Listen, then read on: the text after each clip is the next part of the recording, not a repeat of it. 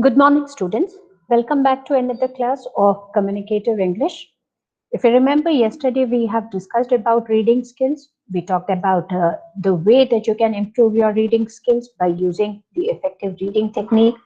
We have also discussed about the four reading techniques related to how one can read. It is skimming, scanning, intensive, and extensive.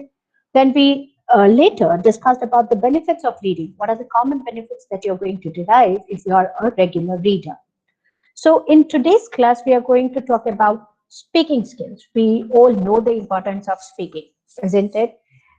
Every now and then, you want to talk to people, you want to speak, you want to open up your thoughts, ideas, you want to present in front of others, you want to have a proper interaction, probably with your brother, sister, mother, father, or sometimes with your best of the best friend, isn't it?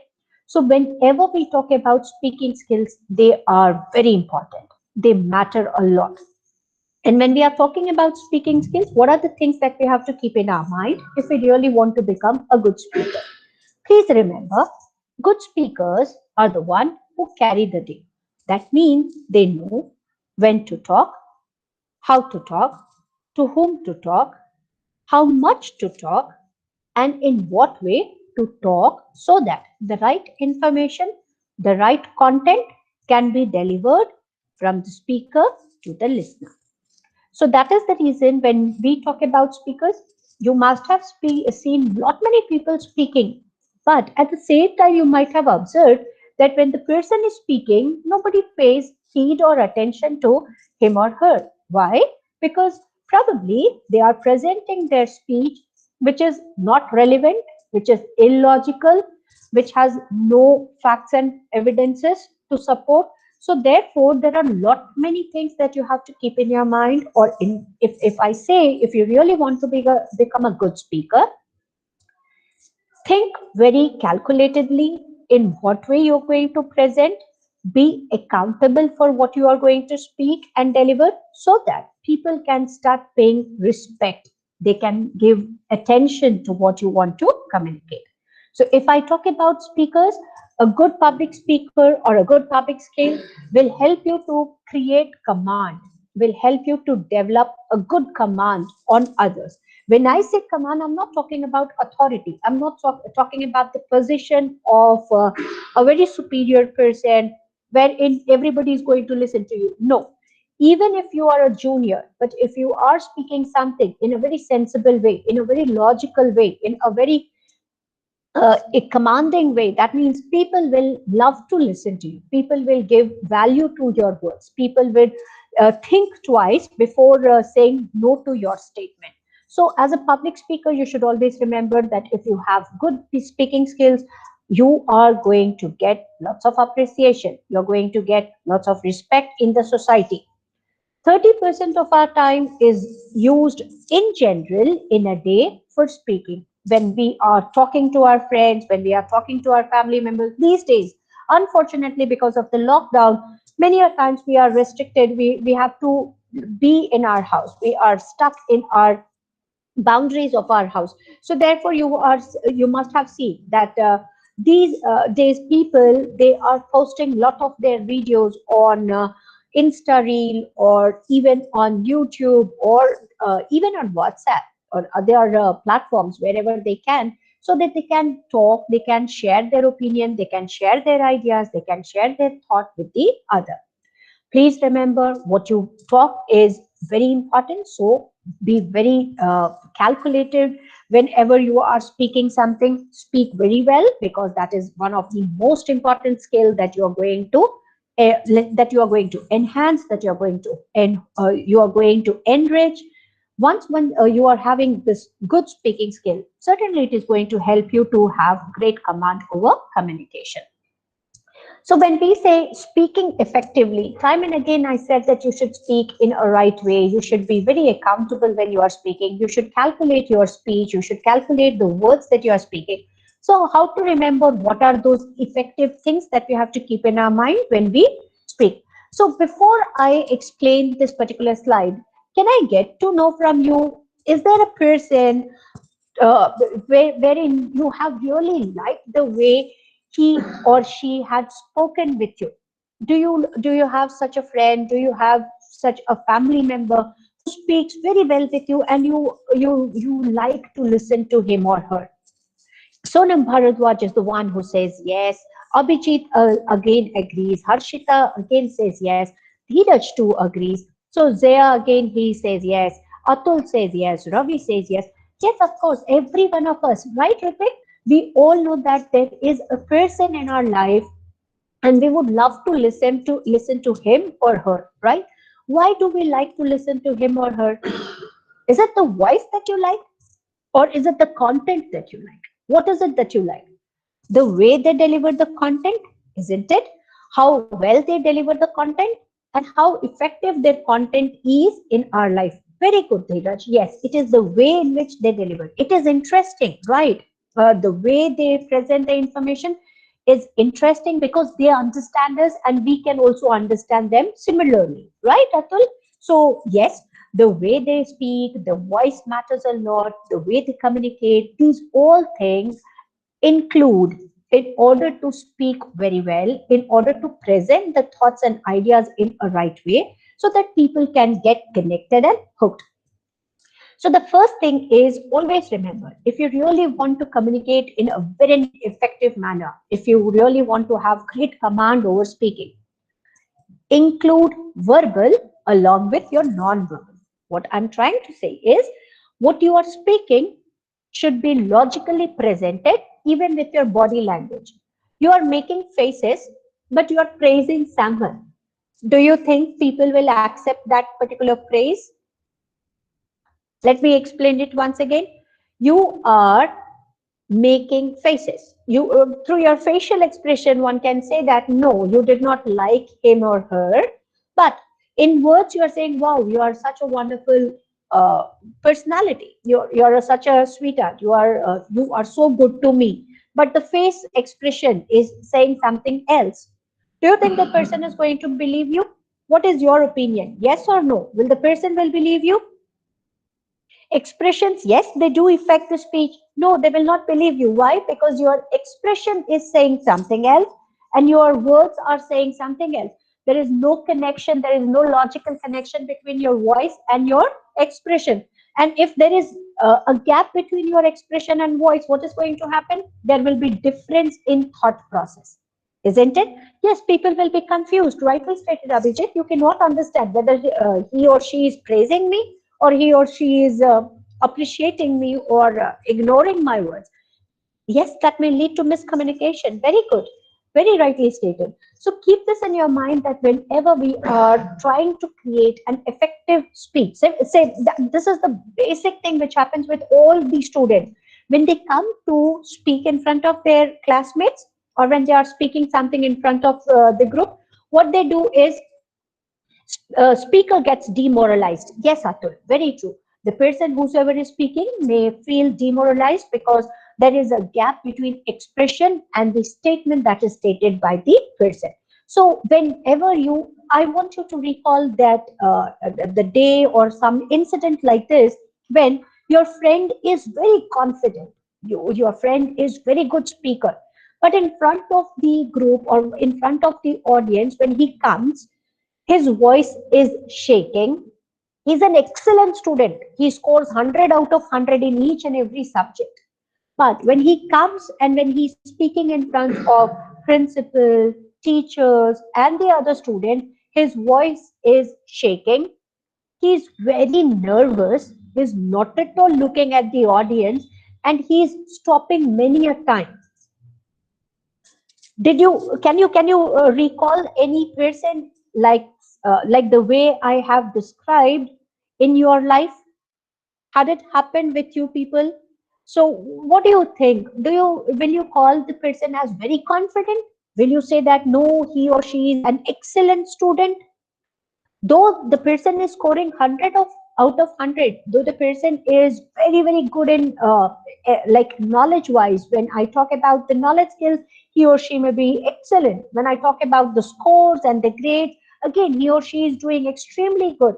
But when it comes to speaking, and if he or she fails to speak, certainly the image that is created will be shattered. Isn't it, dear? And how can we get rid of this? Very simple, very, very simple. Remember 4 P's: plan, prepare, practice, present. Plan, prepare, practice, present. I want everyone to write all these 4 words in the same order. First thing that you all are going to do is you are going to plan. Second thing that you should do is, after planning, what is it that I want to speak? You have to prepare. You have to prepare your speech. You have to prepare what you want to deliver. You should prepare your content. All right? Plan, prepare, practice. Many a times I've seen students, they prepare a lot. They write 1 page, 1.5 page. Without practice, without proper preparation, how can you present? So practice, and finally then the big day is going to come when you are going to present. All right, and you will see that you are going to become one of the best speakers on this earth if you are following these 4. All right, plan, prepare, practice, and present. All right, never ever forget, if you are having that stage fear, why is that stage fear? Because you are not prepared very well. You did not practice. Even after preparing, you did not practice. If you do a proper rehearsal, do you think you're going to fail? No. And that is the reason. Let me give you with some other example. Your teachers, when they are training you for a group dance, or during the annual day ceremony, whenever there is an event or any kind of celebration that is going to happen on stage, you must have seen your teachers will give you proper rehearsals, isn't it? Why are you rehearsing it so many times? Even though if you practice it once or twice, you can still get you can do it very well, you can present it very well, but your teachers will make you practice it many a times so that you can have a proper command over your confidence. You can develop your confidence level.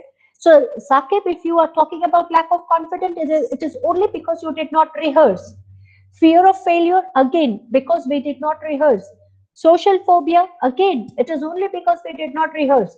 The day you're going to rehearse, the day you start speaking in front of people, automatically the social phobia is going to be eliminated from your heart. And you will say that, oh wow, I love talking to people. You will be surprised with your skills, with your ability of speaking. And these all, yes, Peter, this needs practice. And how can we practice? How can we practice? When we prepare very well.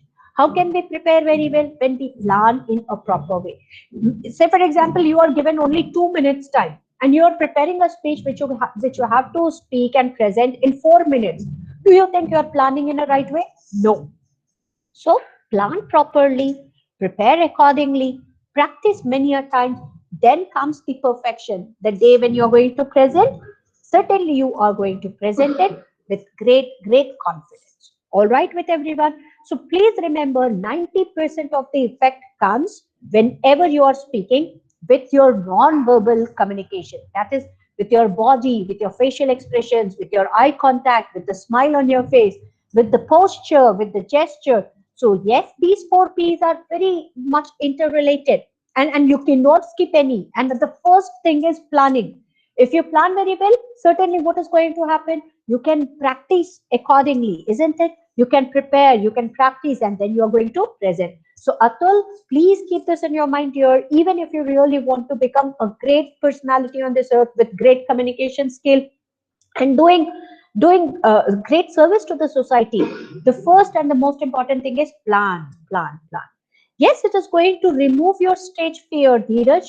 Please remember, it is going to kill, it is going to eliminate stage fear. The stage fright happens because we never rehearsed, we never practiced. Why everybody is afraid of speaking in front of public? Because they did not practice. The same stage fear eliminates when you're talking to your friends, isn't it? There are 20 friends, 20 your 10, 20 best friends who might be your friends of class 1, class 2, class 3, class 4. You're not scared of talking to them, isn't it? Even if 20 or 30 are there, even if 50 or 100 are there, you'll never be scared. Why? Because you have always presented your thoughts in front of them, and there was a proper preparation, there was a proper planning. But certainly when you don't prepare and plan, and all of a sudden if you have to present, Then comes the thoughts that you all have stated. Fear of stage. Why fear of stage? It's not the stage is not going to do any harm to you. It is your thoughts which is going to create that phobia. What is it that doing? It is telling you time and again, what if you do anything wrong? What if you are humiliated? What if audience laugh? What if people are going to give negative feedback? Most important thing, are you thinking about yourself? Are you living your life or are you living others' life? If you're living your life, do you think you should think about others or you should think about yourself? The day when you're going to start thinking about yourself instead of thinking about others, most of the time, I have seen the young boys and girls, whenever they dress up, they always ask others to share their opinion. How do I look? What about you? When you are dressing yourself in a beautiful dress, do you ask yourself, how do I look? Do I look good? Do I look bad? So do that, do that.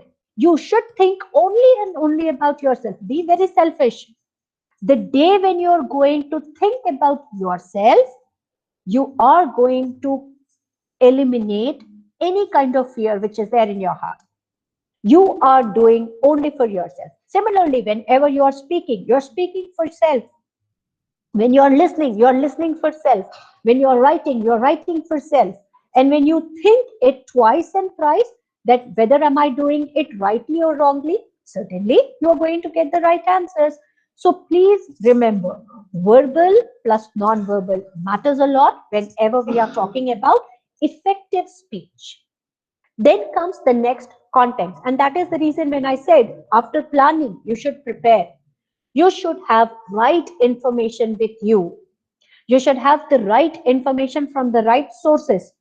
Many a times you must have seen when a teacher gives you a topic, say for example, a topic like knowledge versus money. What is the common thing that is done by you all? You will write these two words, knowledge versus money, in the browser, and then you start searching for the information.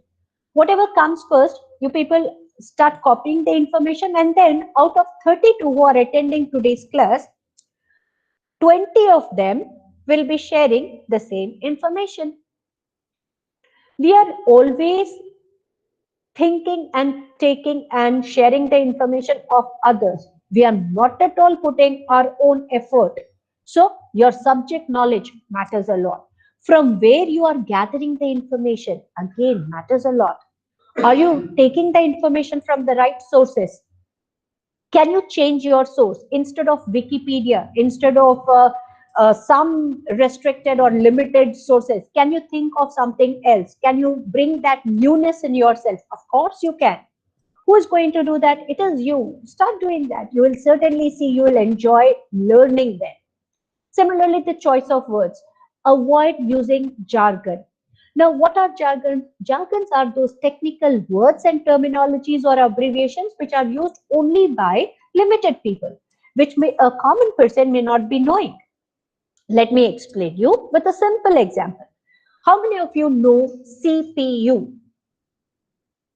CPU, the full form of CPU, right? Sonam says yes, she knows what CPU is, right? Everybody knows what CPU is, isn't it? Now, what about a person who has never used computer, who has never had any experience of using computer, and in front of him, if you say CPU is not working, do you think he or she is going to understand? Yes, the person who never used computer, who is not even knowing the ABC of computer, so what is going to happen to such person? They will say, what is CPU? I don't know what CPU is. And what are you talking about? It's a jargon for him. All right. So keep this in your mind. Jargons are those technical terminologies, those management terminologies, which only you as a learner may be knowing, but others may not be knowing. So you will have to explain them. All right. It's not unfamiliar. Probably these are the words which are jargons. There can be different meaning related to CPU. Say, for example, similarly, if I talk about another word, which is again very common for thank you very much. What is the abbreviation that you people use when you are WhatsApping, when you are texting, when you are chatting with your friends? Thank you very much. Do you write THANKYOUVERYMUCH? Okay, look at the way you people write thanks. THANX, right? So thank, THNK, thank. Now, a person who has never had this opportunity of chatting, all right? So again, thank you, TQ. Right. So I can see all the chat information over here. And then I'm happy to get all those informations from you people. So TQ is thank you, isn't it, dear? Now, thank you, instead of thank you, THANKYOU, you simply write TQ. Again, this is a jargon. Jargon is for all those people who have never used TQ instead of thank you to chat. All right? Please remember, these are jargons, unfamiliar words which are not at all used in our day-to-day life. Such words are unfamiliar words. Say, for example, in the vicinity of my class, I don't want an outsider. In the vicinity of my class, I don't want an outsider. If I say so, or if I say, in the boundaries of my class, I don't want an outsider. Which word is known to you and which word is not known to you? Which is a familiar word and which is an unfamiliar word? You're a great speaker or you're a great orator. Which is a familiar word, which is an unfamiliar word? Quickly in the chat box. Boundary, vicinity, speaker, orator. So when you are talking about the words which are not generally used, they are unfamiliar words. There are millions of unfamiliar words, all right? The spelling of orator, O-R-A-T-O-R, orator, all right? So yes, orator is very rarely used. It may be known to few, but rest others, they might have heard it probably for first or second, or very rarely they hear this, right? In general, we use the word speaker. So this will become unfamiliar. Similarly, using acronyms, right? Do you all know what acronyms are? Acronyms like the one which you people have used, TQ, all right? These are acronyms. So generally, when you are writing any business letter, when you are using any language while speaking, avoid using slangs. Yes, slangs are those words here which are not used generally by good speakers. So for example, got to go, gonna go, all right? So these are again slang. WhatsApp, again, this is slang. So generally we gotcha, yeah, got you is for gotcha. So please remember, these are slangs. Slangs are not to be used whenever we are communicating. The choice of words that we use while speaking should be simple, easy to understand, and at the same time, the common words which are used in the day-to-day life. Why we should use all these? Because we are speaking to others, we are connecting with our audience, and whenever we want to connect with our audience, we should always understand what the level of knowledge and understanding the audience have. Do they really understand the tough words? Do they really understand the technical terms? But similarly, say for example, if I said avoid jargon, but if you are attending a meeting with your boss who are knowing the technical terms, who are using the jargons, are you going to avoid using jargons in such a situation? Yes. When you are having a technical meeting, when everybody is aware of the jargon, when everybody is talking about the process and the work, do you think the same technical term will be used or not used? Jargons, will it be used or not used? What is your opinion? What's your answer? When you are working in the organization, when everybody is aware of the jargon, of course you're going to use it, Dheeraj. But if there is an unknown person, if a person who is not from that organization, and if he or she is attending the meeting, then the answer would be will not be used. All right, Dheeraj, keep this in mind here. Whenever the person, say for example, when you're interacting with your friends, when you are having the class of principles of management, you will say, when do we have the POM class, isn't it? Or when do we have ITM class? When do we have CE class or communicative English class? How many of you use in the communication in such a way? Generally, we all use it. But when you are talking to your family, say for example, when you are talking to your father, will you say my CE class is not? I'm sorry, I did not attend my CE class. No, you'll not say CE class. You'll say I'm sorry, I could not attend my communicative English class, because your father may not be aware of this particular information. All right. So choice of words matters a lot. Why? Because it is going to help you to grab the attention. What are the other ways in which we can grab the attention of the listener? By using interesting anecdote. Please remember anecdote. Anecdotes are those stories of your life, those wonderful stories and incidents which you can connect while sharing with the audience about you and your personality. Many a times we recall wonderful stories of our life, isn't it? And we share it with our friends, we share it with our family members. You must have seen your father sharing certain stories of his life, isn't it? During his days, how they had to suffer, how learning was difficult. Imagine lockdown in 1980. Imagine lockdown in 1990. Do you think at that time would it be possible to conduct online classes? What is your opinion? Do you think without the facility of internet in 1980s, would it be possible for your family member or your father or mother to take or attend the online classes? No, not at all, isn't it? So they may have a different story to say. But after 20 years, when you are going to be a father or when you are going to become an adult, do you think when somebody is going to ask you about coronavirus and the COVID-19 time, will you have certain stories to speak and tell?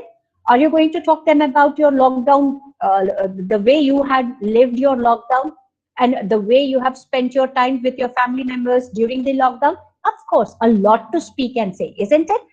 That would be an interesting thing. And you are going to talk about all those example stories about your life with others. That is called as anecdote. Please remember, you can add humor, but not to insult others. Whenever you are adding humor, humor should be added only to lighten the heart of the audience, to make them connect, to so that the overdosing of the information should not happen. Sometimes we use certain quotes. You must have seen whenever a politician or whenever you are preparing any patriotic speech, you do add certain lines, certain verses in your speech, isn't it? So that you can grab the attention of the listener. So adding certain quotes, adding certain thought-provoking questions, and even interesting facts can hook you, can connect you with the listener. And last but not the least, the transmission rate. How quickly you speak. If you're a speaker who is speaking rapidly, nobody can understand what you are trying to communicate. Don't speak too slow, don't speak too fast. Work out on fluency. This is very, very important and essential if you really want to engage your audience, if you really want to engage your listener. So I believe everybody will remember these 5 principles whenever you are speaking. Work out on your verbal plus non-verbal. Remember, content, whatever the content that you're going to present, it matters a lot, it counts. The choice of words that you're using again matters a lot. You should grab the attention of the audience, and the transmission rate, the rate at which you are speaking, again, should be good one. It should grab the attention of the audience. When you are talking about preparing your speech, these are the 3 things which everybody should keep in mind, particularly when you are planning and preparing. I'm talking about the 2 P's. First, plan and prepare. When you're planning and preparing, analyze who the audience is going to be. You should know whom, in front of whom you're speaking, in front of whom you're talking, in front of whom you're going to deliver the speech. The audience should be known to you. Many a times, if the audience are not known, still you can find out from where they are coming, what is their background, How much knowledge do they have? Can they understand English? Can they understand Hindi? Or do you have to speak in local language? So you have to analyze your audience. Then, based on the audience, based on the analysis related to the audience, you will collect information. And then after that, you will prepare your speech. What is it that you want to deliver in front of the audience? These three are interlinked. And if you fail to do one, all the other two will go in vain. It is going to be useless. If you did not analyze your audience, you cannot collect and you cannot organize your delivery. You did the audience analysis, but you failed to collect the material, you cannot organize your delivery. All right. Yes, Atal Bihari Vajpayee, not in his earlier days, dear. Please remember. I don't know how many of you have heard his old speeches. This problem had happened with him only after crossing 65, 68 years, probably when he was in his early 70s. Then he had the problem with his fluency because uh, because of the disconnection, that is, there was a mismatch in his thought. What he wanted to speak, many a times he used to forget, and that was the reason why there was no fluency, not in his early years of his life. All right, don't have this wrong illusion here. He had this problem because of his old age, when he used to forget what he was trying to speak. All right, otherwise, as rightly stated, Dheeraj, Atal Bihari Vajpayee will remain as a great speaker. He will be remembered as a great orator, and we should learn from him the way he used to communicate. All right. So, and how did he do that? I want you to focus on this slide and then remember his speeches. Wherever he went, he first analyzed the audience. If he was speaking to farmers, he communicated with the words, with the language which can connect with the farmer, and that used to be that used to hook the audience for a long period of time, because the material that he collected was related to the problems that the farmers were suffering. And then accordingly he used to deliver the speech. Remember the statement, Jai Jawan, Jai Kisan, and then Jai Vigyan. This was the statement that he had stated in front of the farmers, because he said that if farmers are really want to change and bring reform in farming, we need to add technology. And if we really want to bring change in our agrarian economy, we have to include technology. And we all, the students, because we are the student of management, we are into our professional studies, we should remember these three. If we really want to bring in positive change in our economy, we should become good communicators. And if you really want to become a good speaker, analyze your audience. Based on the analysis, collect the material, and after collecting the material, organize the material in logical order so that the people who are listening to you, they can understand, grab the information in a proper way, and then act accordingly. This is the slide which I'm going to present on Monday, because I want you to remember these are the 5 ways in which we present our speech. All right. So we are going to do a small activity based thing after this particular classes. After the finishing the syllabus, you all will participate into different spoken activity, which could be impromptu, extempo, role play, manuscript, and debate. All right, I am going to stop here. Today in our class, we discussed about 2 important things. How do we prepare for our speech, and what are the principles that we have to keep in our mind whenever we are talking about effective speaking in front of the audience.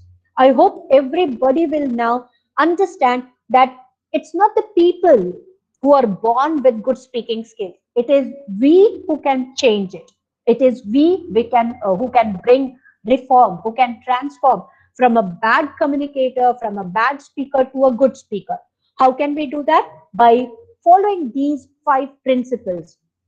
Point 1, work out on verbal and non-verbal skills. Think about a great content. Use the right choice of words.